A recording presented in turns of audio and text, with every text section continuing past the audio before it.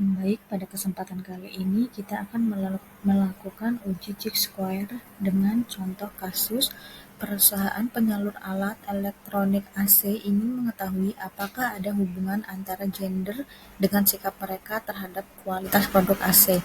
Untuk itu mereka meminta 25 responden untuk mengisi identitas mereka dan sikap atau persepsi mereka terhadap produknya. Di sini permasalahannya, apakah ada hubungan antara gender dengan sikap terhadap kualitas AC?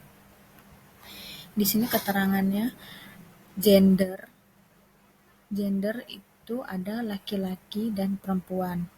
Sedangkan sikap ada berkualitas dan tidak berkualitas. Di sini gender saya beri kode 1 itu untuk laki-laki dan 2 itu untuk perempuan. Sedangkan sikap kodenya 1 itu berkualitas, sedangkan 2 tidak berkualitas.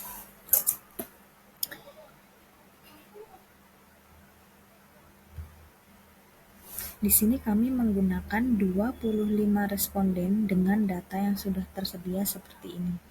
Kita akan melakukan uji Chi-square dengan langkah-langkah sebagai berikut. Yang pertama, kita klik Analyze. Kita pilih Descriptive Statistik, lalu kita pilih Cross Tabs. Di sini ada gender dan sikap. Gender kita masukkan ke row, sedangkan sikap kita masukkan ke kolom. Lalu kita pilih statistik, kemudian kita klik Chi-square, lalu kita pilih Continue dan tekan OK. Di sini ada hasilnya, Case Processing Summary.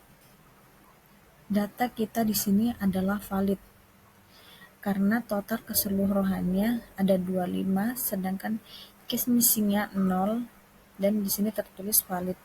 Ada 25 berarti itu 100%. Nah, di sini ada kolom Chi-square test.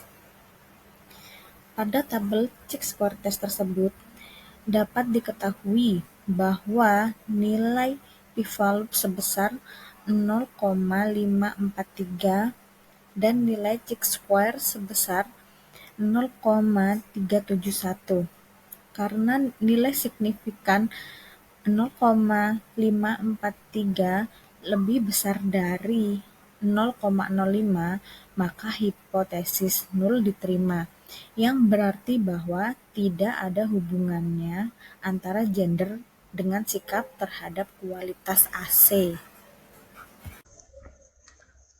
Pada kesempatan kali ini kita akan melakukan uji Spearman Rank Correlation dengan contoh kasus adakah hubungan antara status anemia ibu hamil dengan berat bayi lahir rendah.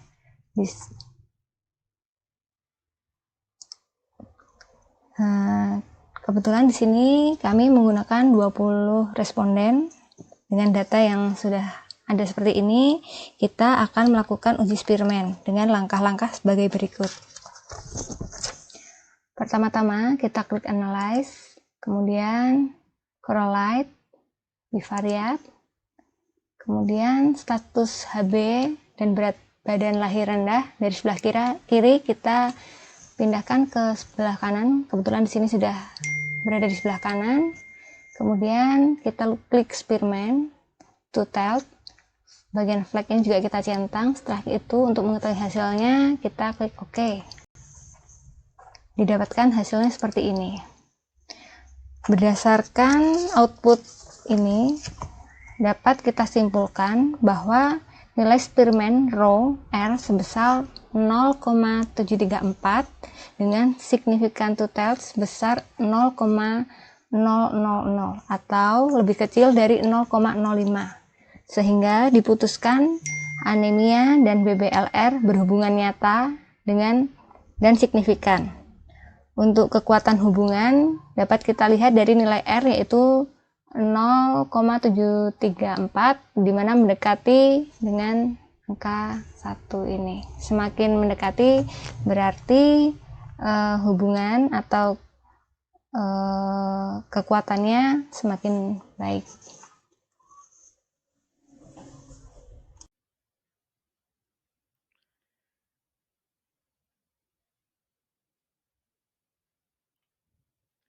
Assalamualaikum warahmatullahi wabarakatuh. Dalam kesempatan kali ini, saya akan menjelaskan cara uji Mann-Whitney dengan program SPSS. Seperti biasa, kita pelajari dulu konsep dasarnya. Yang pertama, uji Mann-Whitney bertujuan untuk mengetahui ada tidaknya perbedaan rata-rata dua sampel yang tidak berhubungan. Yang kedua, jumlah sampel yang digunakan tidak harus sama. Yang ketiga, uji Mann-Whitney merupakan bagian dari statistik non-parametrik. Maka dalam uji Mann-Whitney tidak diperlukan data penelitian yang berdistribusi normal dan homogen. Yang terakhir, uji Mann-Whitney digunakan sebagai alternatif dan independen dari independent sample t-test jika data penelitian tidak terdistribusi normal dan tidak homogen. Selanjutnya kita ke contoh kasus. Seorang dosen ingin mengetahui apakah ada pengaruh metode diskusi terhadap hasil belajar mata kuliah Aske Persalinan. Untuk keperluan tersebut, dosen tidak menggunakan metode diskusi pada kelas A dan menerapkan metode diskusi pada kelas B. Kemudian dosen tersebut memberikan ujian untuk masing-masing kelas dengan soal yang sama, maka diperoleh nilai atau hasil belajar sebagai berikut. Sesuai yang kita tulis di kolom Excel, ini adalah hasil belajar Aske Persalinan kelas A dan kelas B.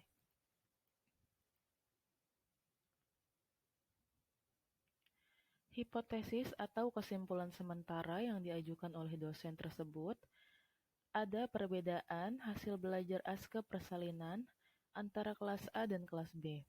Artinya, dosen tersebut ingin mengetahui apakah penggunaan metode diskusi ini mampu untuk meningkatkan hasil belajar pada mata kuliah tersebut. Baik, kita ke data penelitiannya. Di sini ada data hasil belajar kelas A dan kelas B. Dalam uji Mann-Whitney, kita perlu memberikan pengkodean data, di mana untuk kelas A saya tulis atau saya beri kode 1, dan untuk kelas B saya beri kode 2. Lalu kita masuk ke bagian selanjutnya. Di sini saya akan mempraktekkan langkah-langkah uji Mann-Whitney dengan SPSS, mulai dari input data, analisis data, kemudian menampilkan output. Setelah itu, kita buka program SPSS-nya. Keluar dulu.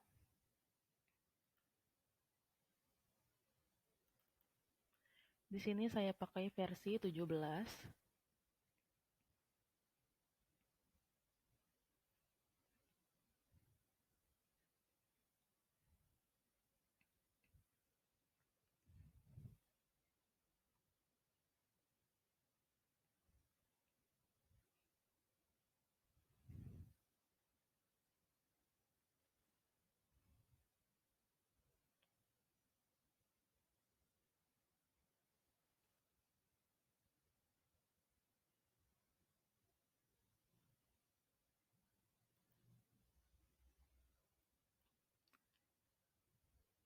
Seperti ini tampilan awalnya.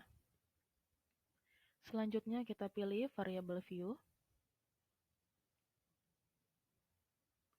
Pada bagian name saya tuliskan hasil.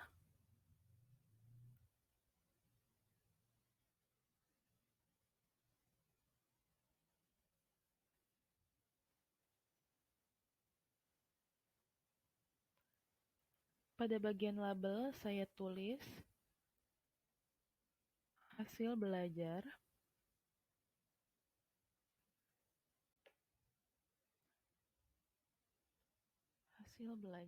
Askep persalinan.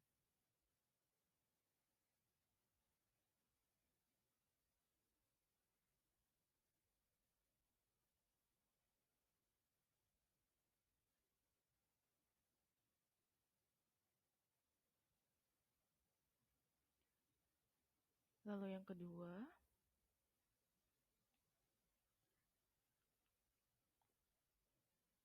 saya tulis kelas.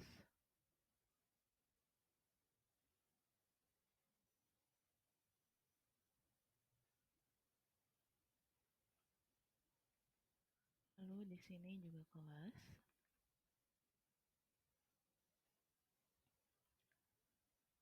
Untuk bagian value kita ubah.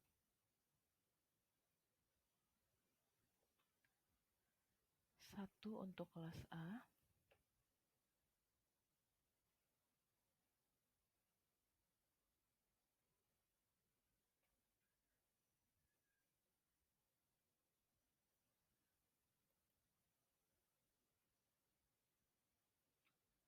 Dan 2 untuk kelas B.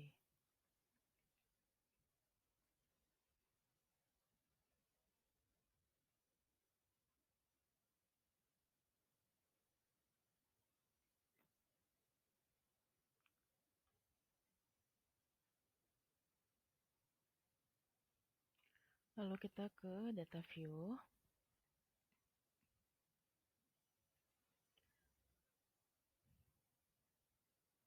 Di sini ada 2 variabel ya. Variabel hasil dan variabel kelas. Lalu kita masukkan data yang dari Excel.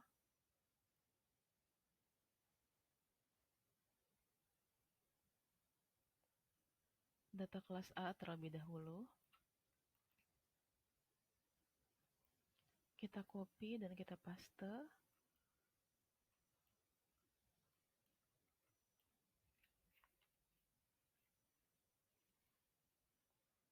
Ke bagian hasil. Lalu diikuti nomor 11 untuk kelas B.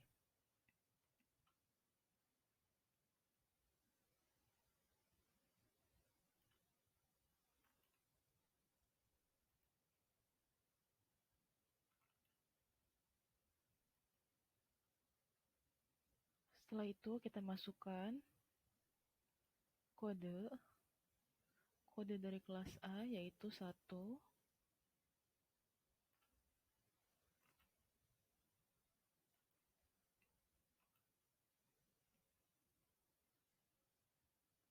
Diikuti nomor 11, kode dari kelas B yaitu 2.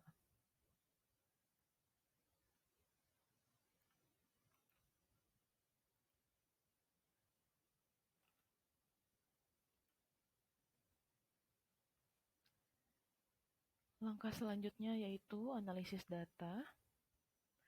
Klik Analyze, lalu ke Non-Parametric Test, lalu ke To Independent Sample. Hasil belajar kita masukkan ke test variabel. Lalu kelas kita masukkan ke grouping variabel. Lalu kita klik Define Group. Sini saya tulis 1 dan tulis 2. Lalu Continue. Pastikan checklist di kolom When Man with New. Lalu OK. Lalu akan keluar output.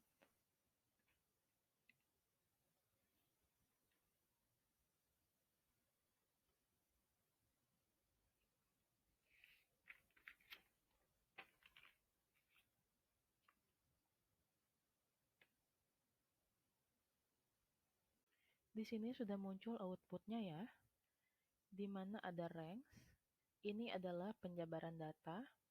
N adalah jumlah sampel. Di mana kelas A ada 10 dan kelas B ada 10, total jadi 20. Kemudian ada tes statistik. Output inilah yang paling penting dalam uji Mann-Whitney itu sendiri. Kemudian kita lihat dasar pengambilan keputusan uji Mann-Whitney. Jika nilai asimsig lebih kecil dari 0,05, maka hipotesis diterima.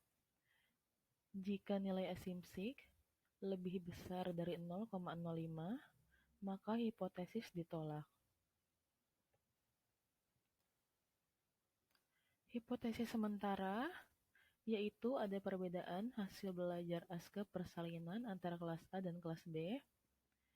Lalu kita lihat di sini hasil asimsig atau nilai asimsig tutile 0,000.